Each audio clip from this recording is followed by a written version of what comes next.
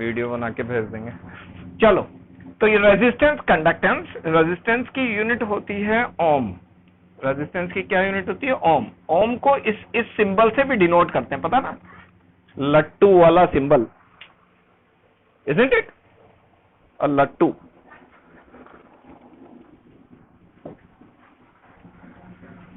लट्टू is called as ओम। अच्छा, conductance की यूनिट क्या होती है? तो कंडक्टेंस हमारा क्या है? Conductance is inverse of resistance. हाँ, तो कंडक्टेंस तो क्या है? कंडक्टेंस इनवर्स है रेजिस्टेंस का, तो इनवर्स ऑफ रेजिस्टेंस यूनिट होगी इसकी।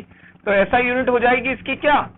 इनवर्स ऑफ रेजिस्टेंस मतलब दिस, या फिर इसको ऐसे भी लिख सकते हैं, ओम इनवर्स, और इसको एक नाम और देते हैं, दैट इज मोह। प्रणय ने बिल्कुल सही कहा, मोह, क्योंकि ओम का उल्टा होता है मोह। तो ये तीनों यूनिट इसकी है। क्या ये तीनों इनफ है? अब यहां पर एक मोड़ आता है, एक इंपॉर्टेंट पॉइंट, एक बहुत गजब की बात सुनो। ये तीन यूनिट इसकी हैं कंडक्टेंस की, ओम इनवर्स एंड मो। एक साइंटिस्ट था जो यहां पर, हाँ, वो साइंटिस्ट था जिसका नाम था सीमैन। तो वैसे तो साइमन बोलते हैं उसको, मगर मैं सीमैन बोलता हूं, याद जल्दी रहता है उससे। तो सीमैन जो था, उसकी स्पेलिंग है SEIMEN, सॉरी। तो ये जो सीमैन था, ये ओम इनवर्स को सीमैन बोलते हैं। तो इसकी यूनिट एक और साइंटिस्ट ने, जिसने इस साइंटिस्ट ने डिस्कवर की थी इस यूनिट को, उसके नाम पे रख दिया सीमैन, जिसको डिनोट करते हैं एस से। So it's a very special type of unit, a very important unit, which is asked many times in the examination. A very important unit. इसको important लगा लेना, सीमेन। Got it?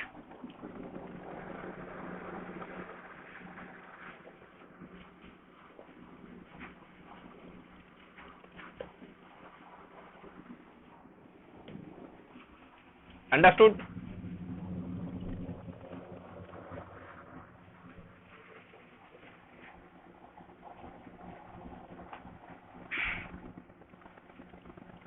अच्छा, यहाँ फिजिक्स वाले कौन कौन है?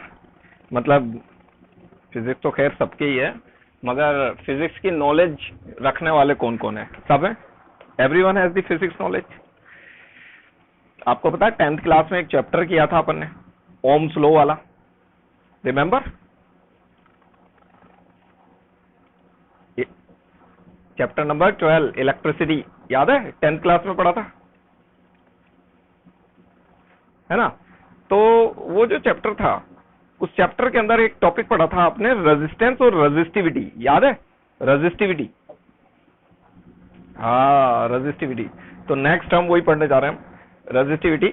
मगर उसको थोड़ा सा, क्योंकि हम पढ़ चुके हैं, हम जानकार हैं, हम नॉलेज वाले हैं, we all have a knowledge of 10th class. तो इतनी तो नॉलेज है हमारे पास दैट हमें पता है कि वो रेजिस्टिविटी जो थी, वो रेजिस्टेंस का एक फॉर्मूला हुआ करता था, आपको याद हो तो, R is equal to rho L. ट्रिक से याद करवाता था मैं बच्चों को, rho L, rho L upon A, इसको बोलते हैं rho, this is called as rho. इसको ऐसे डिनोट करते हैं, इसको रो को, ठीक है ना? R is equal to rho L, rho L upon A। Remember this formula everyone? याद है? चलो, वेरी गुड। तो इस फॉर्मूले से हम क्या करेंगे, इस कंडक्टेंस के फॉर्मूले को दूसरे फॉर्म में कन्वर्ट करेंगे। कैसे? R की जगह पर रो L अपॉन M हम यहां पुट कर देंगे, तो ये फॉर्मूला कन्वर्ट हो जाएगा इनटू, कैसे, रो L, और A ऊपर आ जाएगा, तो A upon rho into L। Got it? तो इस फॉर्मूले को अपन ऐसे भी लिख सकते हैं, A upon rho into L, लिख सकते हैं।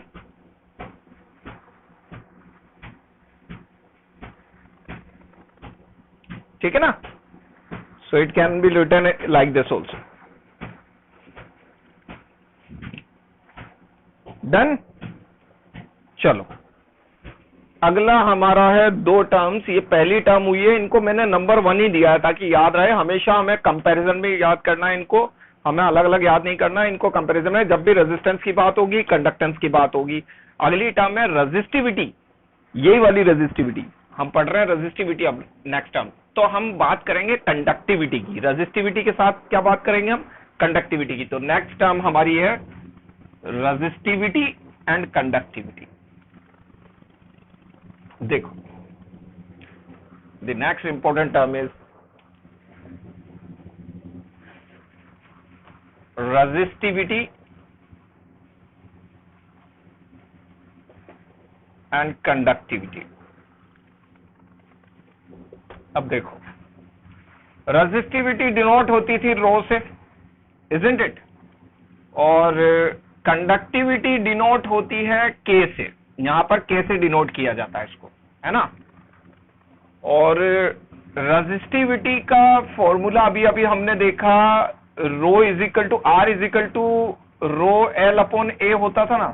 तो इसको इधर ले जाएंगे तो रो इज इक्वल टू हो जाएगा आर ए अपॉन एल। होगा नहीं होगा? तो रो का फॉर्मूला हो गया R A upon L, isn't it? Understood? तो ये फॉर्मूला है इसका रेजिस्टिविटी का। अब इसको डिफाइन कैसे करेंगे? रेजिस्टिविटी क्या है? याद है फिजिक्स में कैसे डिफाइन करते थे रेजिस्टिविटी को? Resistivity is a resistance, resistivity is a resistance of a particular material in a particular cross sectional area over a length। देखो मैं इसको डिफाइन कर रहा हूं रेजिस्टिविटी को, मुझे डेफिनेशन आती नहीं है, आप जरा ध्यान दो यहां पर कि रेजिस्टिविटी क्या है। Resistance in a particular area over a length, इस फॉर्मूले से डिफाइन करेंगे हम। तो resistivity is the resistance of a cross sectional area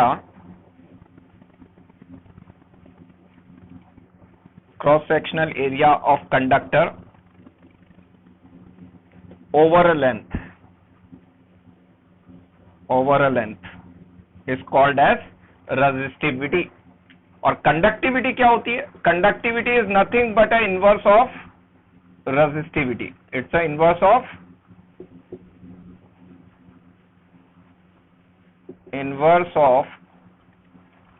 resistivity। होगी नहीं होगी? Conductivity is inverse of resistivity, isn't it? यहां तक समझ में आ गया? कौन ज्वाइन नहीं कर पाला? अरे यार ये इतना लेट आते हैं। हाँ कर दिया ना मैंने, ज्वाइन कर दिया मैंने।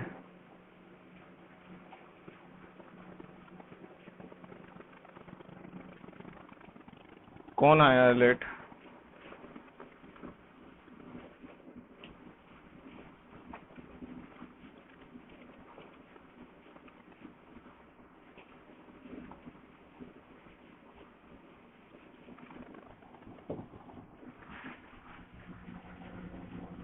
ये वाली बात समझ में आ गई? रेजिस्टिविटी वाली, isn't it? Inverse of resistivity. अच्छा, इसको के को इसमें कन्वर्ट कर सकते हैं अपन फॉर्मूले में।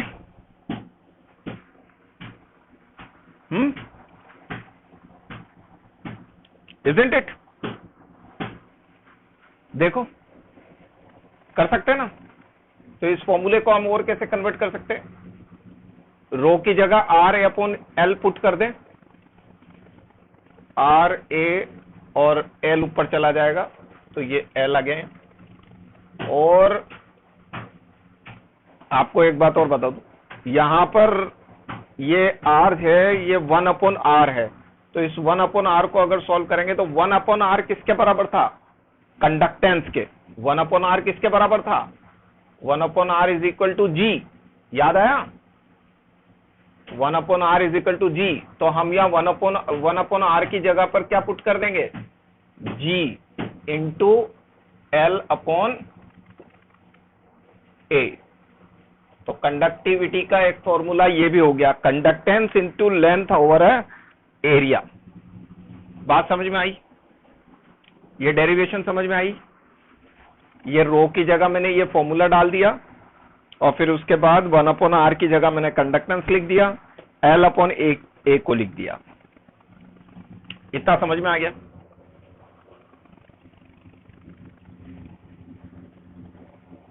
Everyone understood?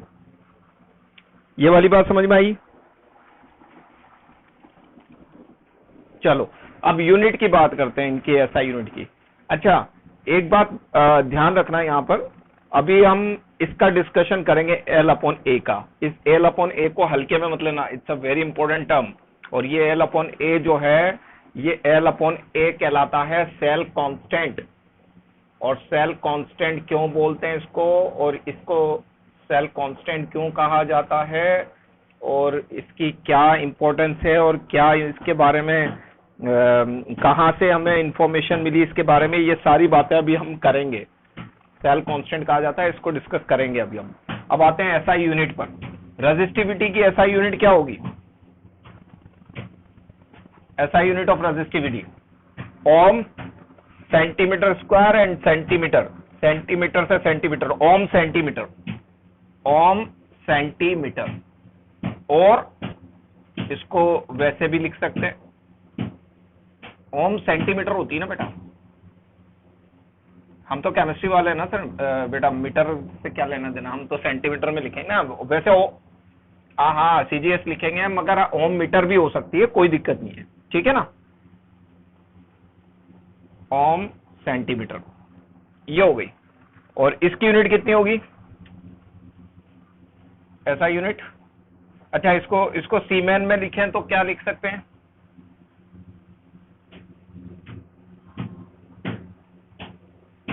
सीमेन इनवर्स सेंटीमीटर, सही है ना। सीमेन की फॉर्म में लिखना चाहें तो कैसे लिख सकते हैं? सीमेन इनवर्स सेंटीमीटर लिख सकते हैं ना, क्योंकि सीमेन क्या होता है, 1/ओम होता नहीं होता। अच्छा, इसकी ऐसा यूनिट, इसकी ऐसा यूनिट क्या होगी? ओम इनवर्स सेंटीमीटर इनवर्स, या फिर ओम इनवर्स सेंटीमीटर इनवर्स, या फिर सीमेन सेंटीमीटर इनवर्स, सही है ना। चेक कर लो ये सारी यूनिट। अच्छा, आपको एक बहुत इंपॉर्टेंट बात बता रहा हूं, देखो सर क्या जरूरत आ रही है इनको इतने सारे तरीके से लिखने की, आप ये भी लिख रहे हो, ये भी लिख रहे हो, एक जैसी तो बात है। ओम ये ऐसे लिखो या ऐसे लिखो, एक ही तो बात है, क्यों? दोनों में क्या फर्क है? दोनों सेम ही तो है सर, क्या जरूरत आ रही है इनको अलग अलग लिखने की? इतनी सारी तरीके की यूनिट लिखने की क्या जरूरत आ रही है? Anyone can answer? Sir question पूछा जाता है क्या बोर्ड में इनकी यूनिट का? इनकी यूनिट का क्वेश्चन आता है क्या इन टॉपिक से? आ जाता है? नहीं, मैं तुम देख नहीं रहे, मैं यूनिट को, इतनी इजी चीज है, मैं मानता हूं टॉपिक इजी है, मगर मैं सारी यूनिट को मेंशन कर रहा हूं। एक एक यूनिट को अलग अलग फॉर्म में लिखा हुआ है तो लैंग्वेज लिखी हुई तो लैंग्वेज, सिंबल लिखा हुआ है तो सिंबल, मैं हर तरीके से इसको मेंशन कर रहा हूं, देख नहीं रहे आप। वो इसीलिए मेंशन कर रहा हूं कि इस पे कई बार क्वेश्चन पूछा जा चुका है in the board examination also and in your competitive examination also many times, in big NEET and IIT examination also this same one has asked many times, same one is asked many times in the examination, तो it can be asked, got it.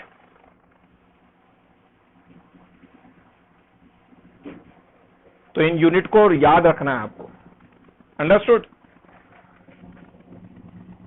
आगे बढ़े, everyone got it? क्योंकि अगली term जो आ रही है वो बहुत इंपॉर्टेंट है और यहां तक समझना बहुत जरूरी है, उसके बाद ही आगे समझ में आएगा। And it's a very important to understand up till here. आगे सबको समझ में? रब कर दूं?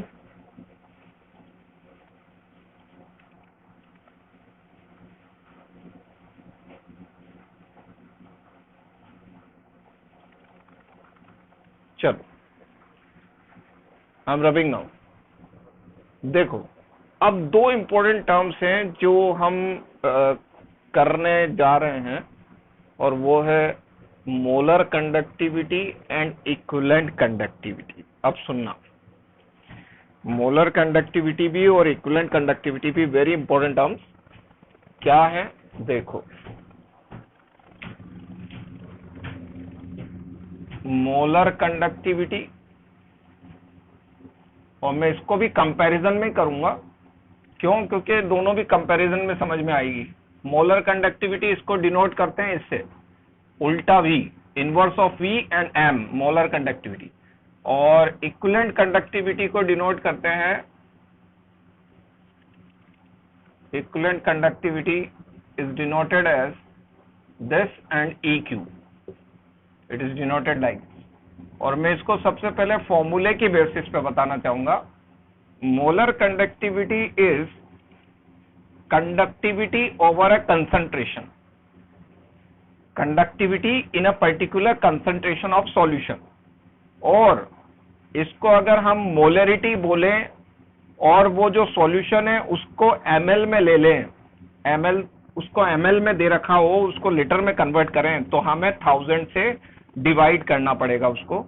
तो ये वाला फॉर्मूला होता है मोलर कंडक्टिविटी का, जिसके अंदर मोलरिटी आती है, M for molarity and K for conductivity. और इक्विवेलेंट कंडक्टिविटी और इसके अंदर इतना सा डिफरेंस है बस, कि यहां पर M की जगह पर नॉर्मेलिटी आ जाती है। बस क्या आ जाती है? N for normality. और मैंने बताया था आपको, नॉर्मेलिटी होती है, नॉर्मेलिटी का फॉर्मूला होता है molarity into valency. Remember, molarity into valency. याद आया? नानी बड़ी मम्मी से बताया था मैंने आपको। Remember, I told you about normality N. तो मोलर कंडक्टिविटी और इक्विवेलेंट कंडक्टिविटी में इतना सा डिफरेंस है बस, कि मोलर कंडक्टिविटी जो है वो मोलरिटी से कैलकुलेट की जाती है, और ml में सॉल्यूशन होता है, इसलिए 1000 से मल्टीप्लाई कर दिया। अगर ml में सॉल्यूशन नहीं है, लीटर में है, तो फिर यहाँ 1000 लगाने की जरूरत नहीं है। मगर हमारे केमिस्ट्री में तो ml में ही दिया जाएगा, इसलिए पहले ही मल्टीप्लाई कर दिया है हमने 1000 से। Got it? Everyone understood? Raghavi got it? और आज तो वो भी नहीं आया ना, अर्शिल आ गया। Arshil understood?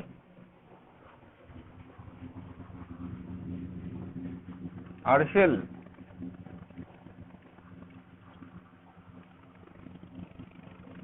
अर्शिल is not getting my voice.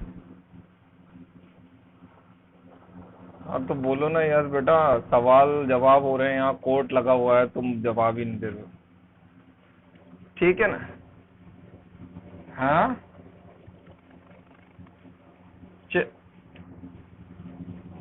अच्छा अच्छा अच्छा, चलो ठीक है। देखो ये हुआ हमारा मैथमेटिकल व्यू। अब आते हैं अपन थ्योरेटिकल व्यू पे। We are defining it now, definition. और डेफिनेशन के बेसिस पे भी हम समझेंगे इसको। डेफिनेशन है इसकी, मोलर कंडक्टिविटी की अलग डेफिनेशन है और इक्विवेलेंट कंडक्टिविटी की अलग डेफिनेशन है। Molar conductivity of a solution is the conductance of a solution in 1 mole of a electrolyte. It is a conductance of a solution in 1 mole of a electrolyte. Molar conductivity, it is the conductance of a solution, conductance of a solution in 1 mole of a electrolyte. Conductance of a solution in 1 mole of electrolyte. तो उसे बोलेंगे हम molar conductivity, क्योंकि moles के बारे में बात हो रही है, मोल्स के बारे में। तो 1 मोल ऑफ अ इलेक्ट्रोलाइट, तो उसे बोलेंगे, और यहां पर थोड़ा सा डिफरेंस आ जाएगा, it is a conductance of a solution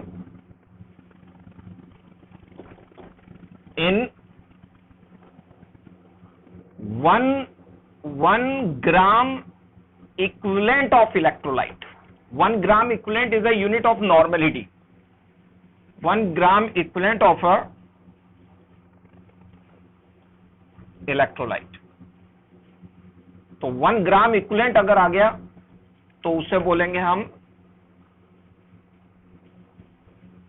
1 gram equivalent अगर आ गया तो उसे बोलेंगे हम इक्विवेलेंट कंडक्टिविटी, और अगर 1 मोल आ गया तो उसे बोलेंगे मोलर कंडक्टिविटी, क्योंकि मोल्स की बात चल रही है। Got it? यहां तक समझ में आ गया सबको? Molar conductivity and equivalent conductivity. चलो,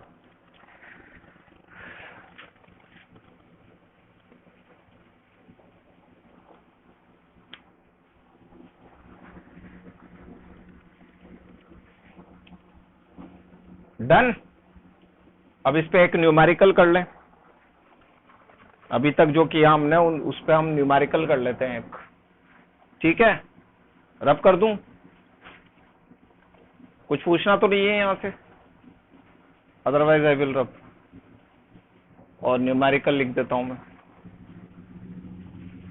चलो, now we are ready to do the numerical. देखो, very good, right down a numerical. Electrical resistance of a column, question, electrical resistance of a column in 0.05 mNaOH solution, mNaOH solution of diameter 1 centimeter,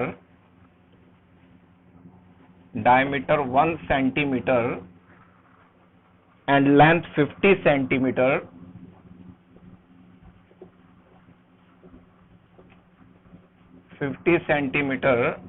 is 5.55 into 10 की power 3 ohm,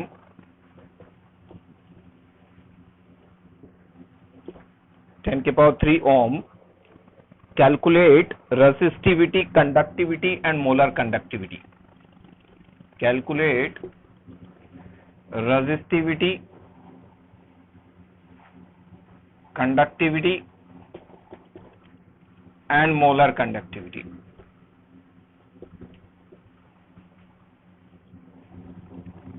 चलो, हमारे पास formula है, start doing. करो answer, start finding out. तो हम जब इसको solve करेंगे तो हम देखेंगे दैट रेजिस्टिविटी तो हमारी आसानी से आ जाएगी। We will able to calculate a resistivity. अच्छा, ये कॉलम को क्या मानते हो आप? ये कॉलम क्या है? What do you mean by this column? What do you understand by a question? Question में कॉलम से क्या समझे आप?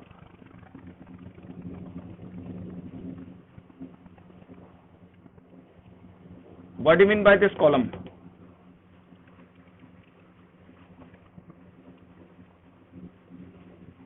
बोलो।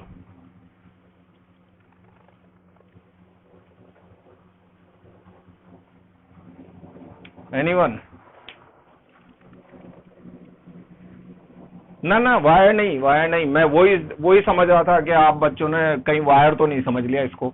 सुनो, ये कॉलम क्या है, एक तरीके से ये लिक्विड का सॉल्यूशन हमने इस तरीके से, एक टेस्ट ट्यूब है, कांच की ट्यूब है, उसके अंदर कोई लिक्विड सॉल्यूशन भरा हुआ है, एक कांच की ट्यूब है गोल, उसके अंदर लिक्विड सॉल्यूशन भरा हुआ है, तो इसका एरिया कैसे निकलेगा, क्या है ये, आगे से कैसा है ये, सर्कुलर, तो सर्कल का एरिया क्या होता है, सर्कल का एरिया होता है पाई आर स्क्वायर, इजंट इट।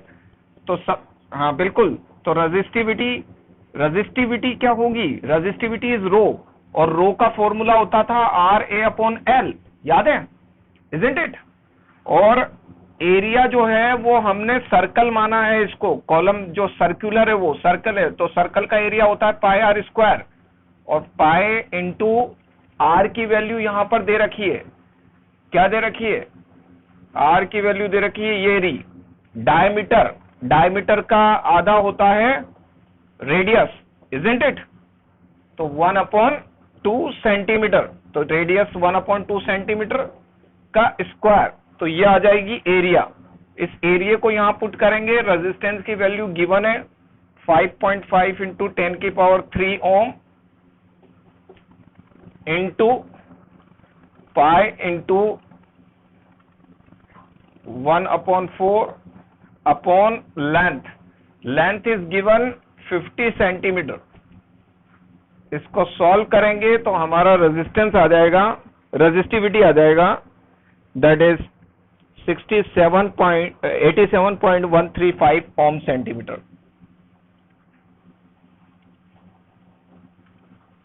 ठीक है, दोबारा से सुनो,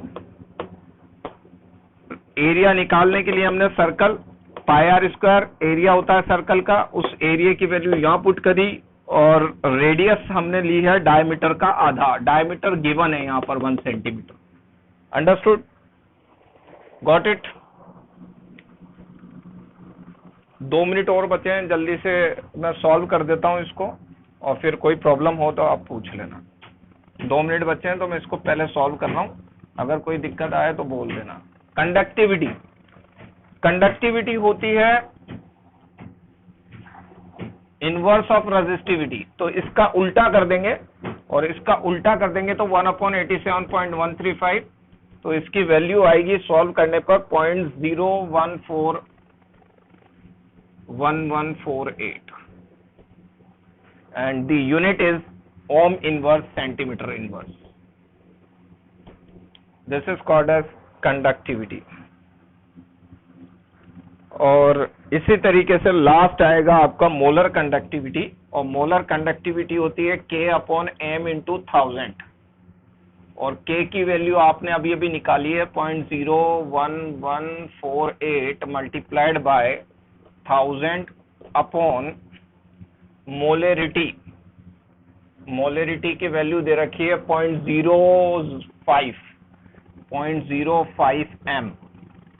इसको सॉल्व करेंगे, हमारी वैल्यू आएगी 229.6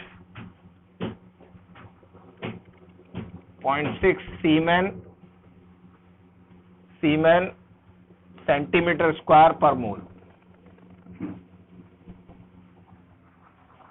ठीक है,